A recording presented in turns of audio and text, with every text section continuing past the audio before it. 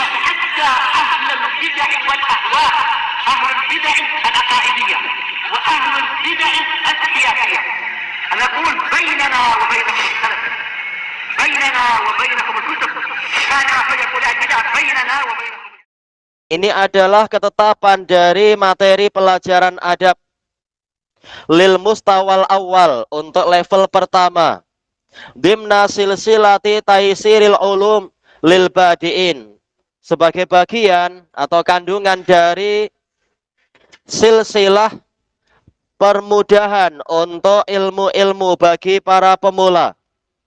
Wa qad ra'ayna an takunal maddatul matruhatu fihi tunasibu mustawat talib fil qiraati wal kitabah. Kami berusaha untuk menjadikan materi yang disampaikan di sini sesuai dengan level pelajar pada tingkatan qiraah dan kitabah. Jadi beliau memilih level yang paling dasar agar anak-anak yang paling bawah pun mampu untuk mengikuti pelajaran ini.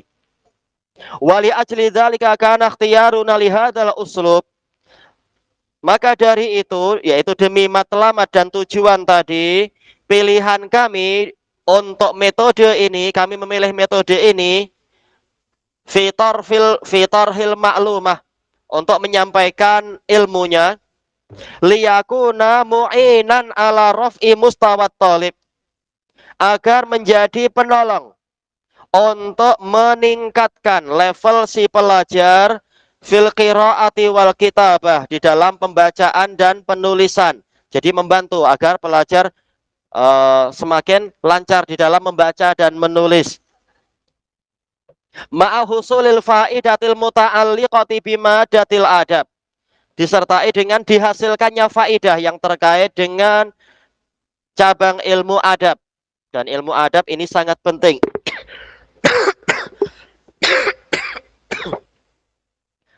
Sehingga diriwayatkan dari Imam Ibnul Mubarak rahimahullah, annasu yahtajuna ilal adab aksar min hajatihim ilal ilm.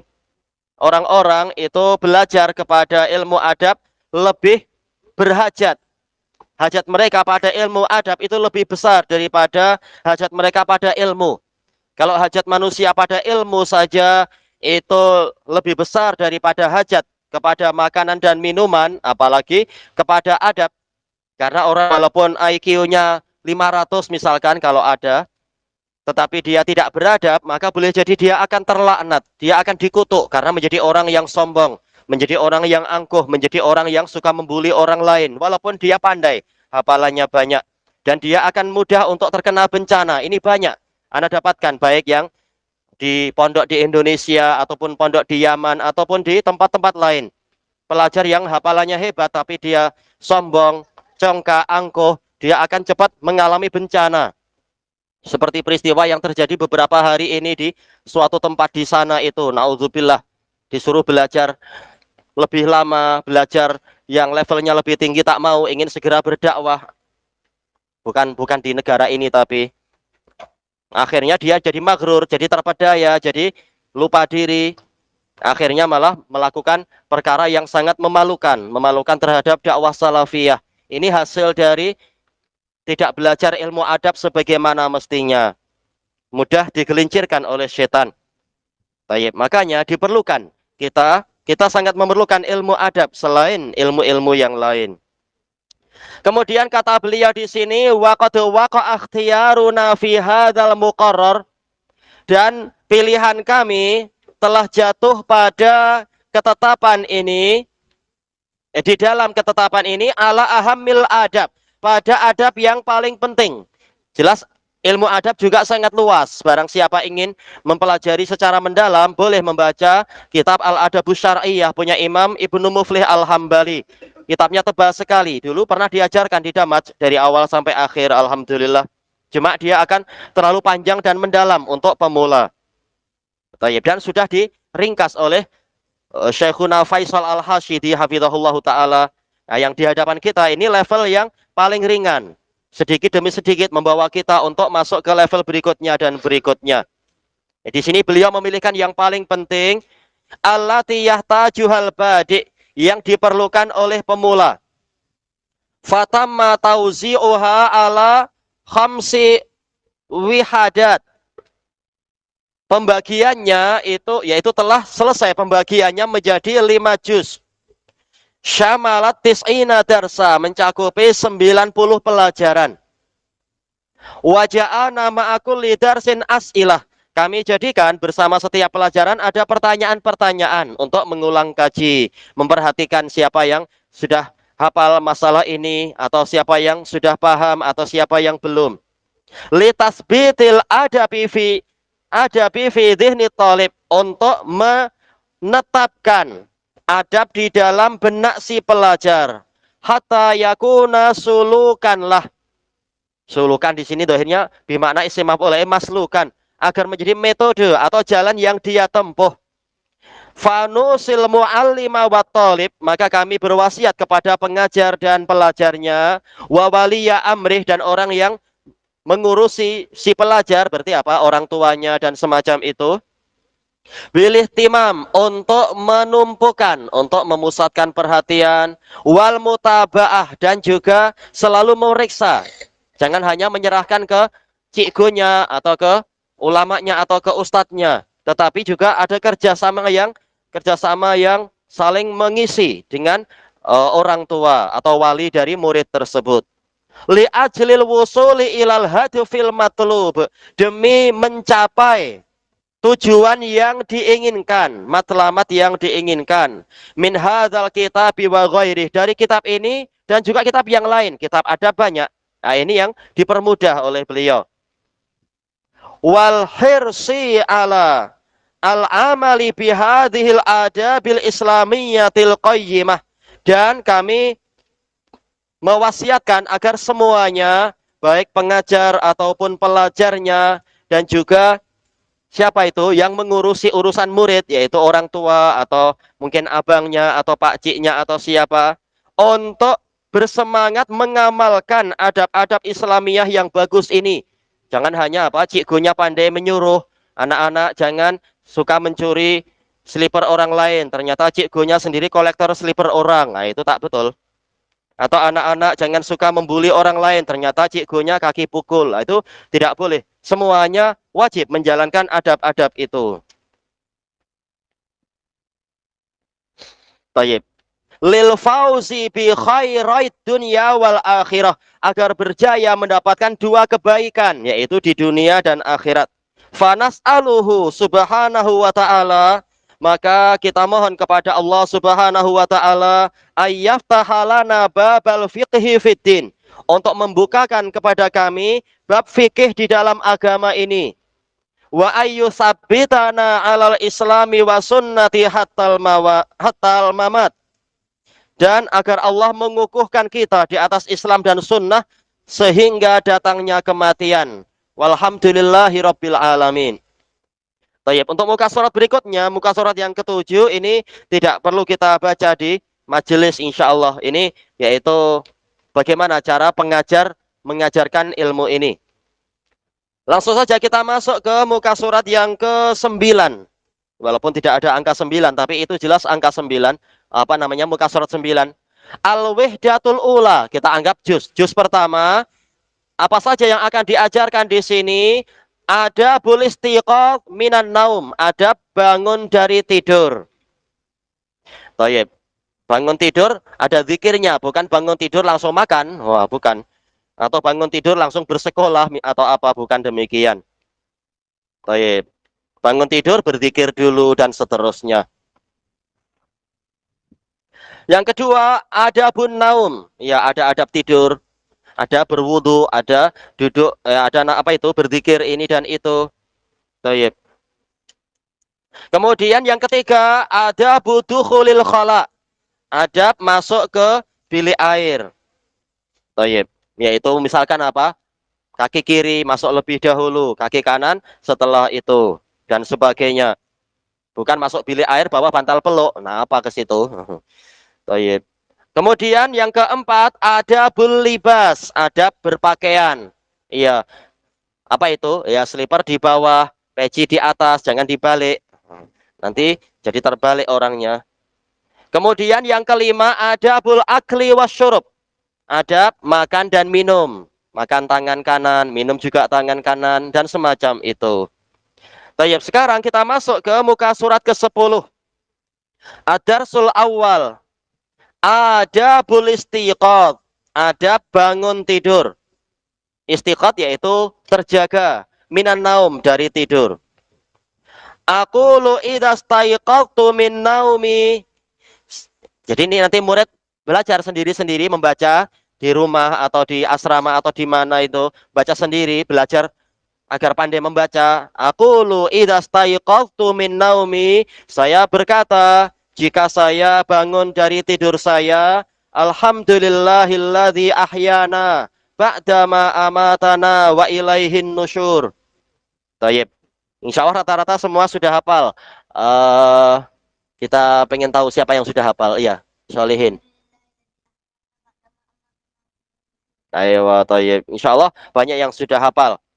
Berisi apa? Pujian kepada Allah. Segala pujian untuk Allah yang menghidupkan kami setelah mematikan kami. Bila Allah mematikan kita waktu tidur. Tidur itu akhul maut. An-naum akhul maut. Tidur adalah saudaranya kematian. Sebagaimana an-naum adalah apa? Mautun shaghir. Tidur itu adalah bagaikan tidur yang tidur kecil. Tayyib. Ahyana, tatkala Allah mengejutkan kita, yaitu membangunkan kita, maka hakikatnya dia menghidupkan kita kembali. Wa ilaihin nusyur, dan hanya kepadanya lah pengumpulan. Semuanya akan dikumpulkan pada Allah. Nah, di sini kita diperintahkan untuk bertadabur, mengambil pelajaran bahwasanya kita setiap hari tidur, setiap hari bangun, ini sebagai pelajaran. Suatu saat kita betul-betul akan tidur. Tidur yang panjang yaitu mati di alam kuburnya. Tempat tidur yang ma'ruf di dalam tanah itu. Dan suatu saat kita memang betul-betul akan dikembalikan dan dikumpulkan kepada Allah Ta'ala. An-nusyur seringkali diartikan dengan apa? Al-jama', yaitu pengumpulan. Semuanya akan dikumpulkan kepada Allah. Nah, ini untuk yang suka mewarnai, ya, diwarnai di situ ada laun, ada tulisan alhamdulillah dan seterusnya itu tadi. Yang belajar menulis, itu sudah ada titik-titik di bawah, tinggal disusun kembali. Tayyib, sekarang ini ada pertanyaan at-taqwim untuk penilaian. Soal madza taqulu idza staiqadta minan naum. Apa yang Anda katakan jika Anda bangun dari tidur? Siapa yang nak tunjuk jari? Tadi sebelah sini sudah. Sebelah sini siapa? Oh ya.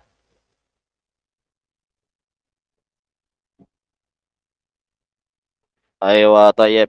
Sekarang pertanyaan lagi. Ini masih untuk anak-anak. Kalau bapak-bapak insya Allah paham.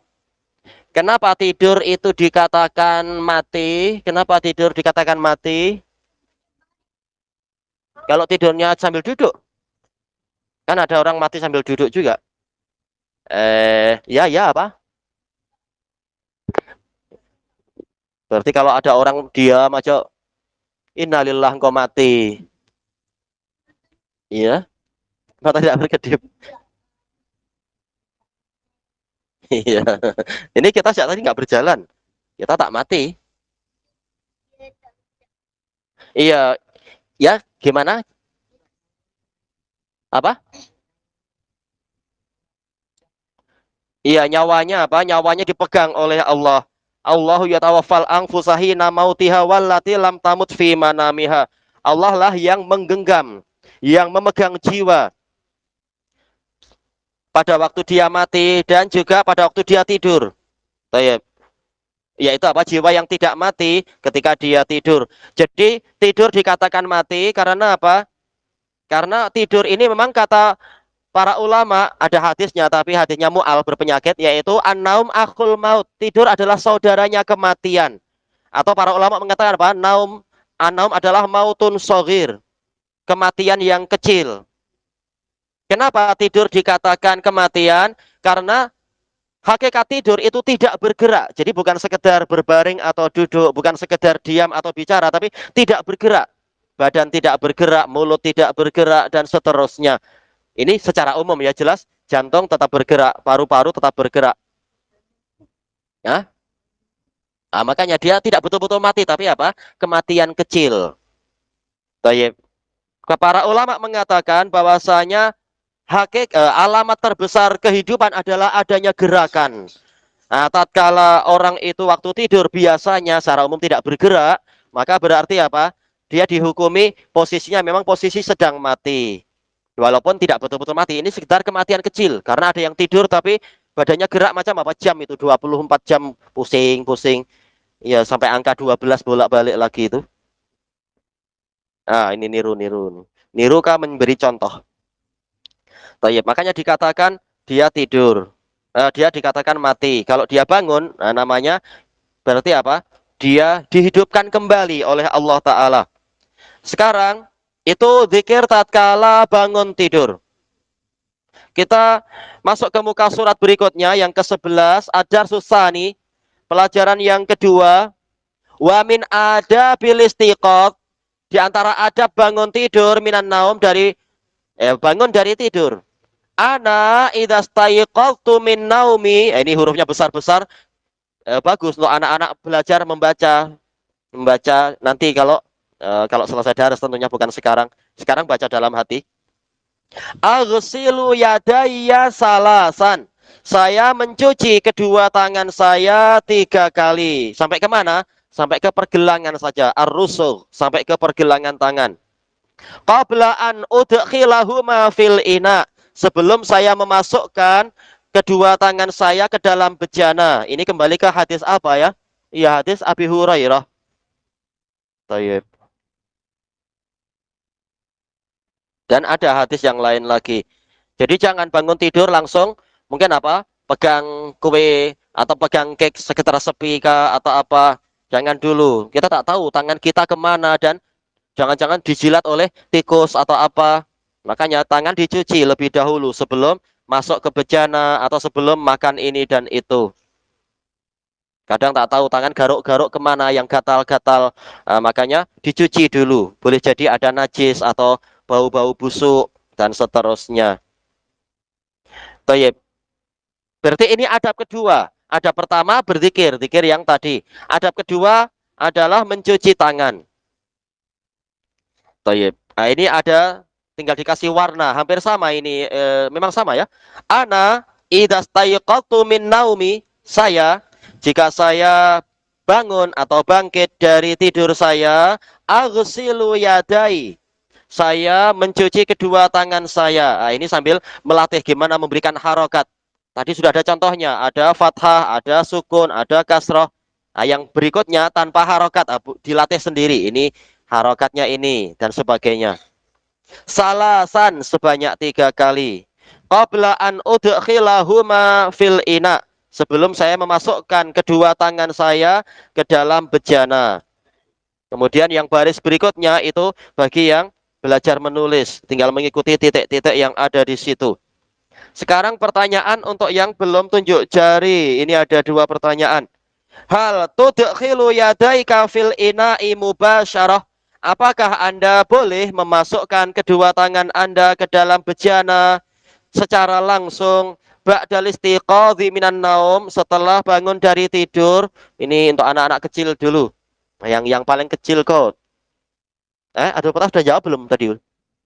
Sudah jawab? Nah, belum jawab. Ya boleh tak? Boleh tak tangan langsung masuk ke dalam bejana? Hmm? Berarti tak dengar tadi pelajaran ini tadi. Aduh. Kan semalam habis garuk-garuk buntut. Gimana langsung masuk ke air, masuk ke apa tangannya tuh? Iya? Wow, bahasa Arab level berikutnya. La yajuz. Iya, tak boleh. Tak apa, belajar, belajar. Antum atas sudah lebih besar, tak perlu dibagi tahu. Pertanyaan kedua, kaifa taghsilu yadaika? Bagaimana Anda mencuci kedua tangan kedua tangan Anda idza qumta min naumik, jika Anda bangun dari tidur Anda? Gimana? Gimana cara mencucinya? Ini tidak disebutkan ya dalam pelajaran, tapi siapa yang boleh mencoba ya? Iya, disebutkan di sini 3 kali, betul. Kalau masalah angkanya disebutkan, iya sebanyak 3 kali. Tadi Anda memberikan gambaran, dicuci sampai kemana? Ke siku atau ke ketiak? Iya, pergelangan tangan, betul. Tak perlu sampai ke ketiak. Baik.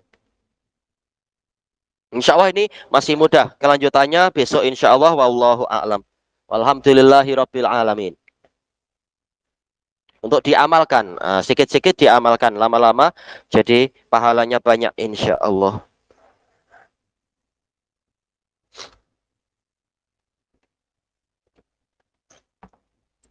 Kita sampai muka surat berapa ya?